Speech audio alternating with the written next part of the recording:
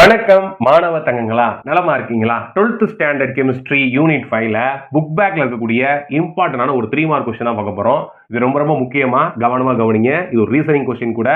A solution of nickel H2O6 2+ is green, whereas a solution of nickel Cn 4 times 2- is colorless. Explain.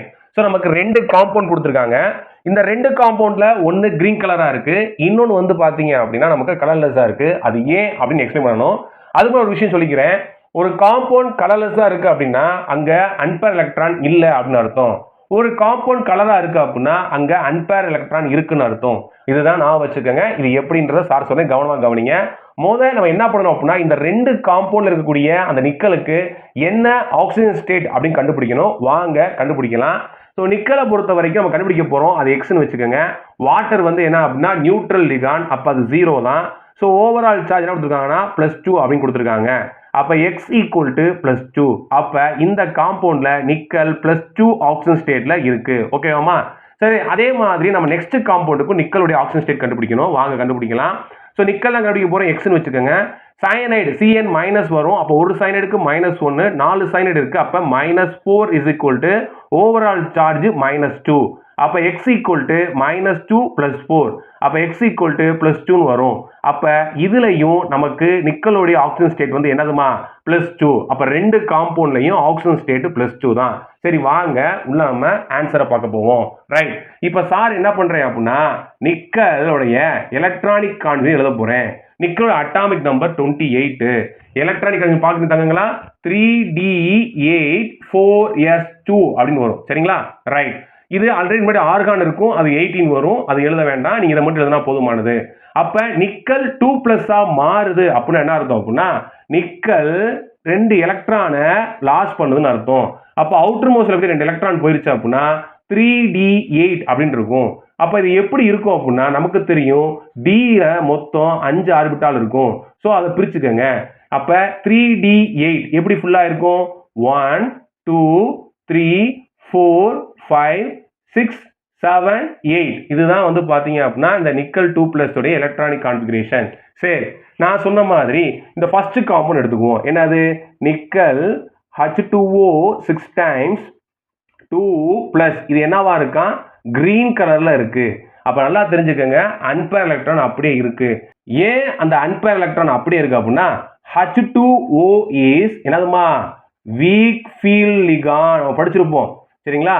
Week field ligand. So என்னது? No pairing of என்னதுமா?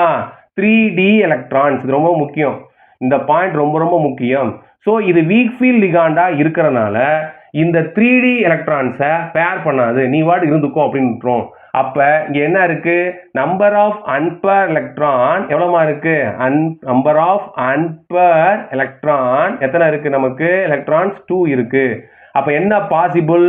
dd transition is possible. dd transition is possible. இதுதான் point. சரிங்களா? Possible. அதனால தான் இந்த compound green கலர்ல இருக்கு. சரிங்களா? ரைட். இப்போ அந்த மேல இருக்க காம்பவுண்ட் எடுப்போம். வாங்க பார்க்கலாமா? மேல என்ன இருக்கு நமக்கு?